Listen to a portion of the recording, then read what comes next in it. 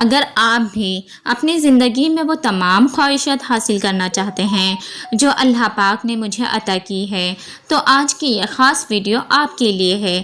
آج میں آپ سب کو یہ نہیں کہوں گی کہ میری ویڈیو کو کمپلیٹ دیکھ لیجئے گا، کیونکہ مجھے پتا ہے کہ جس نے بھی میری اس خاص ویڈیو کو مکمل دیکھ لیا اور اپنی زندگی میں اس قسمت چمکانے والی تصویر کو صرف ایک بار پڑھ لیا تو ایسا نہیں ہو سکتا کہ وہ انسان اب غریب رہے گا، کیونکہ میرا پرسنل ایکسپیرینس اس تصویر سے جڑا ہوا ہے۔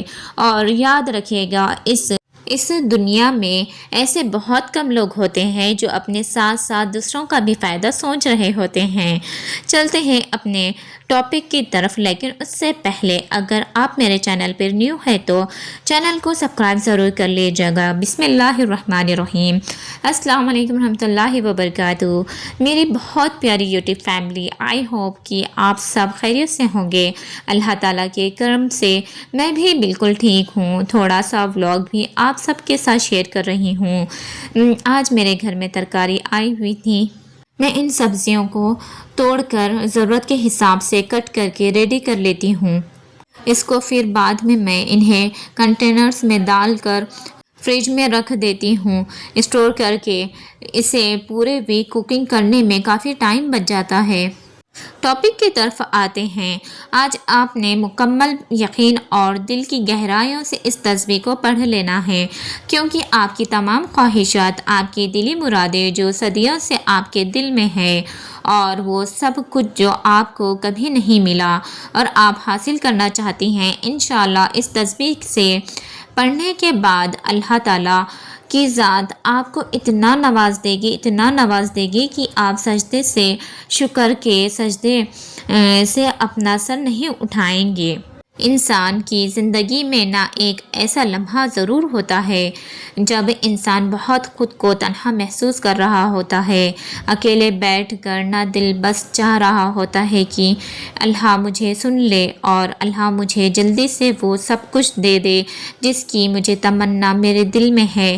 اکثر میں بھی ایسے کرتی تھی اور کرتی رہتی ہوں، اب بھی کرتی ہوں۔ جب مجھے شدت سے کوئی چیز چاہیے ہوتی ہے نا، میں صرف اکیلے بیٹھ کر اللہ تعالیٰ سے باتیں کرنا زیادہ پسند کرتی ہوں، اللہ کو اپنے دل کا حال سناتی ہوں، اور اکثر اوقات میں رونے بھی لگ جاتی ہوں۔ روتی میں اسی لیے ہوں کہ اللہ تعالیٰ اس دنیا میں تو نے مجھے سب کچھ عطا کر دیا ہے، بس اب مجھے آخرت کے معاملات میرے لیے آسان فرما دے۔ تو اکثر اوقات ہم جب دعائیں مانگتے ہیں نا، حقیقت میں ہمیں نہ دعا مانگنی آتی تو بالکل نہیں ہے، اور اگر دعا مانگنی سیکھنی ہے نا تو کسی فقیر کو دیکھیں، اس کی آنکھیں سوال کرتی ہے، اس کی فقیر کی جو شال ہے وہ کرتی ہے، اس کی فقیر کی جو درد اور تڑپ کو دیکھیں جو اس کی آنکھوں سے جھلک رہا ہوتا ہے، ہاتھ سوال کرتے ہیں، اس کے کپڑے سوال کر رہے ہوتے ہیں۔ دیکھیے ہم سب بھی ہیں نا اللہ کے در کے سوالی ہے، مگر ہم اس طرح سے نہیں مانگتے نا، ہماری دعا میں وہ تڑپ ہوتی ہے جو عرش کو ہلا کر رکھ دے۔ اکثر ہم لوگ یہ سمجھتے ہیں کہ سب سے زیادہ دعا قبول سجدوں میں ہوتی ہے یا پھر مدرسوں میں ہوتی ہے، لیکن سب سے زیادہ دعا تب قبول ہوتی ہے جب انسان کا دل درد سے تڑپ رہا ہوتا ہے، وہ ایک کمرے میں ہی بند کیوں نہ ہو۔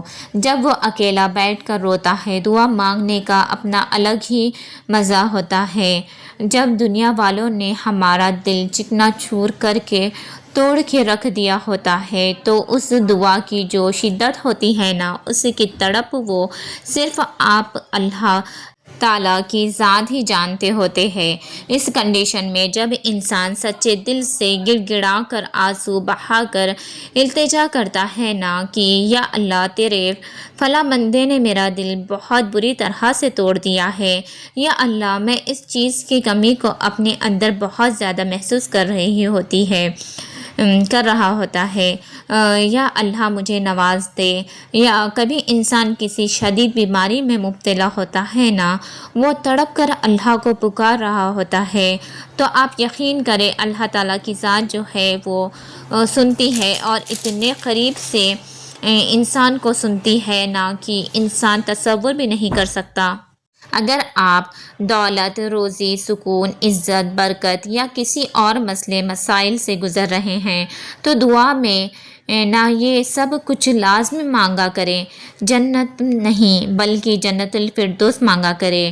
ہم لوگ اکثر پتہ نہیں کیا کیا کرتے ہیں۔ جس کے پاس ذاتی گھر نہیں ہوتا تو وہ دعا پتہ نہیں کیا کر رہا ہوتا ہے کہ یا اللہ بے شک مجھے چھوٹا سا گھر دے دے، دو منزلے کا گھر دے دے، اپنا گھر دے دے۔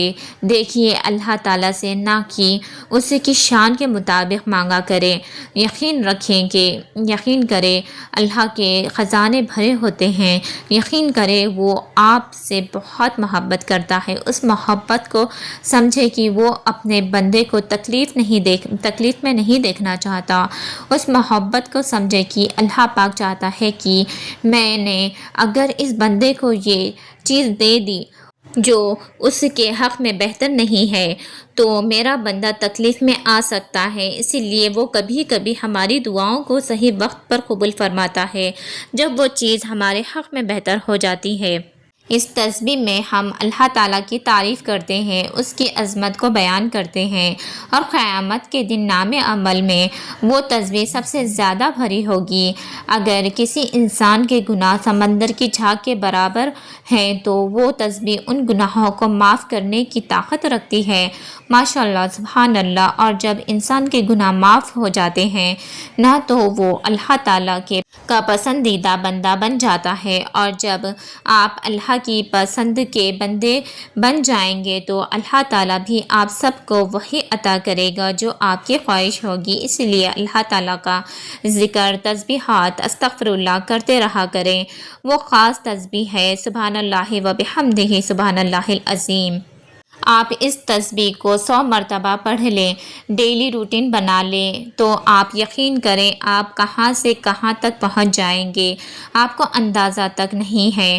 ورنہ آج تو دل میں سچے یقین کے ساتھ آج یہ تسبیح 100 مرتبہ پڑھ لیجئے گا، نہیں تو اپنی زندگی میں ایک تسبیح اس تسبیح کو لازمی پڑھ لیجئے گا، کیونکہ یہ تسبیح کل قیامت کے دن آپ کے نام عمل میں بہت بھری ہوگی۔